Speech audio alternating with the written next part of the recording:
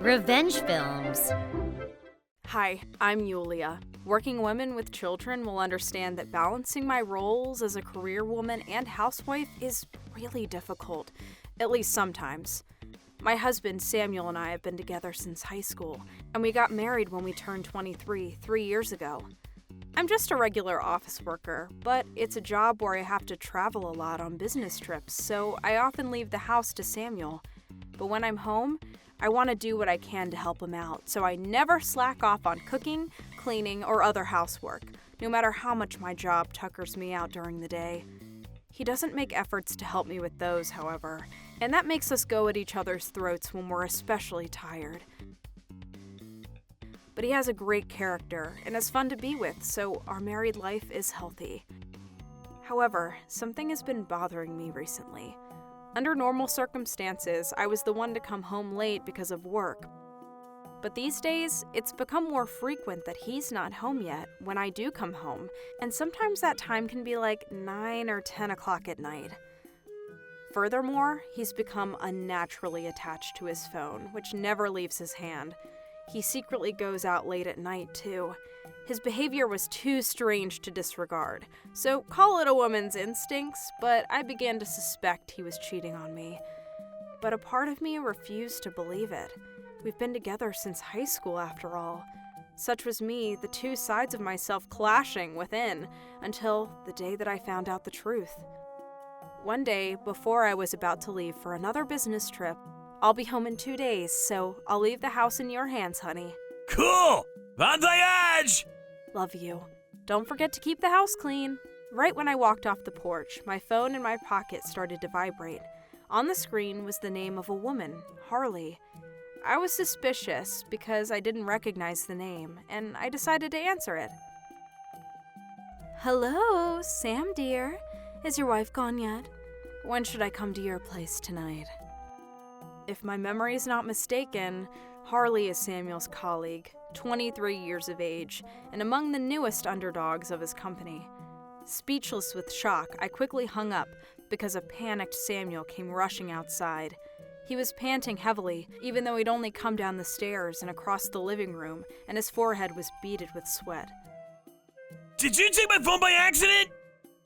Huh, I guess I did. Sorry. I gave him his phone back as though nothing had happened.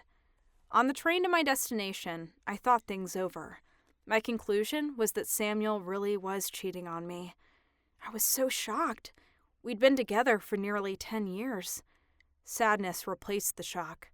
A colleague of mine who was going with me on this business trip noticed, asked me the matter, and asked him for advice.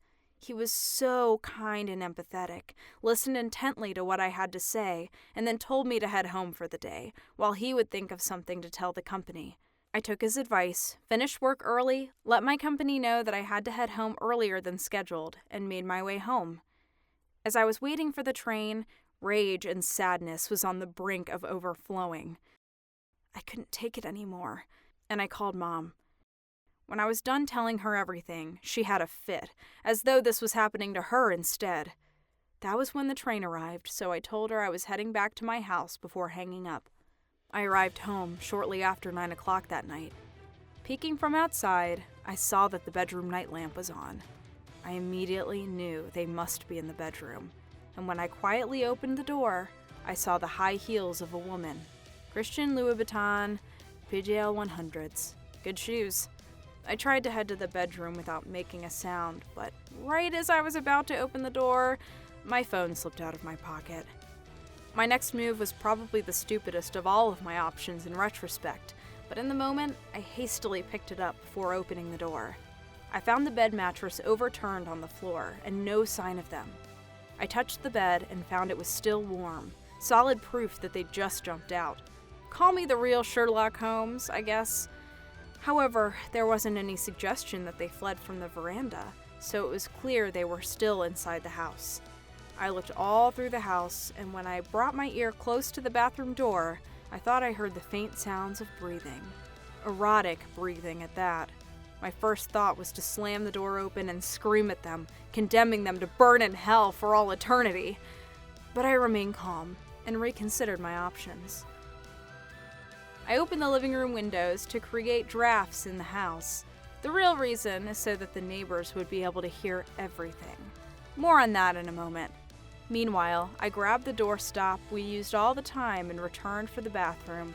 I then quickly shoved it under the door tight, locking them inside without breaking a sweat.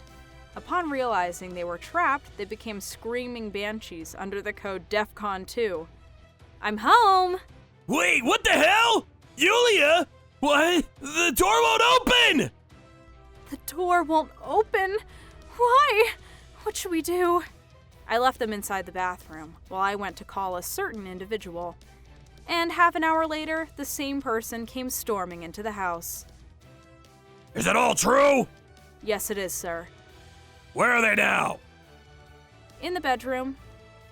Who better to call in this situation than Mr. Quimby, the boss of both Samuel and his lover, Harley. A while ago, Samuel had been absent from work for a while because of an appendectomy, and we'd exchanged phone numbers in the event something happened, and I had to notify him.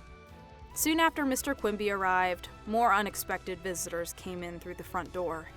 Yulia, dear, I've come to support you. We also brought along Mrs. Samuel's parents here. Miss Yulia, I cannot express how sorry we are for the treachery our boy has committed.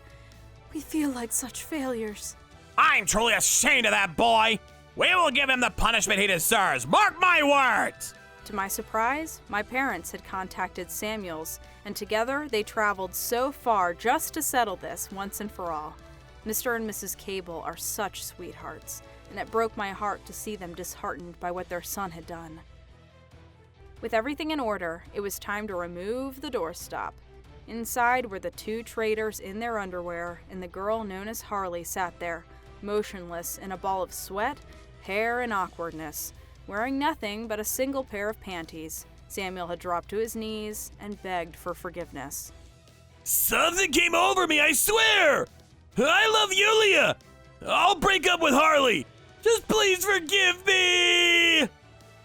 Seeing him grovel at our feet in this manner, my love for him that had accumulated over so long withered away so fast it made me a little lightheaded. I kept my cool, though, and went on to glare at him from above. Now hang on a minute. You said you were going to divorce your wife so we could be together. That was a lie, wasn't it?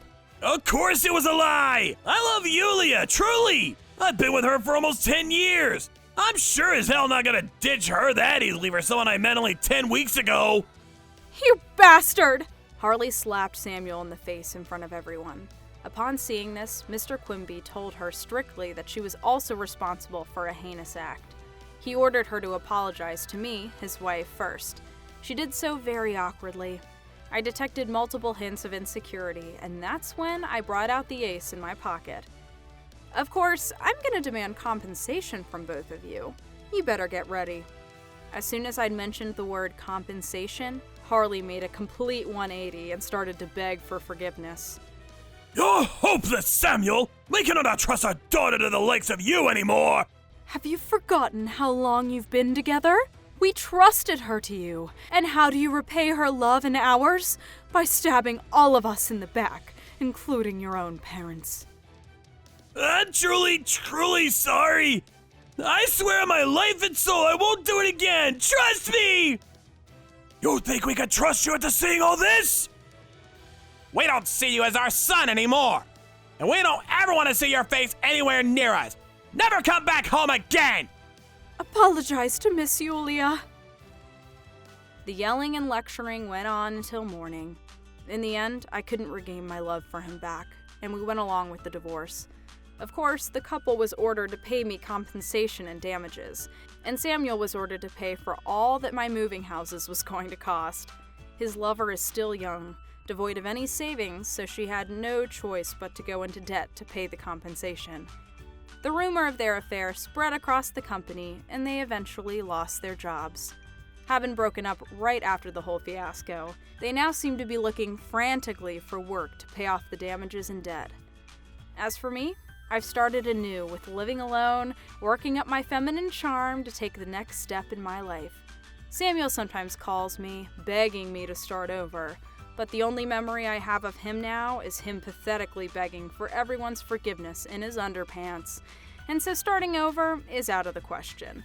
I don't think I'll ever be able to fully trust any man again, but my hope is that if I ever found another guy, I can convince myself to let go of the suspicion and live a happy, successful life.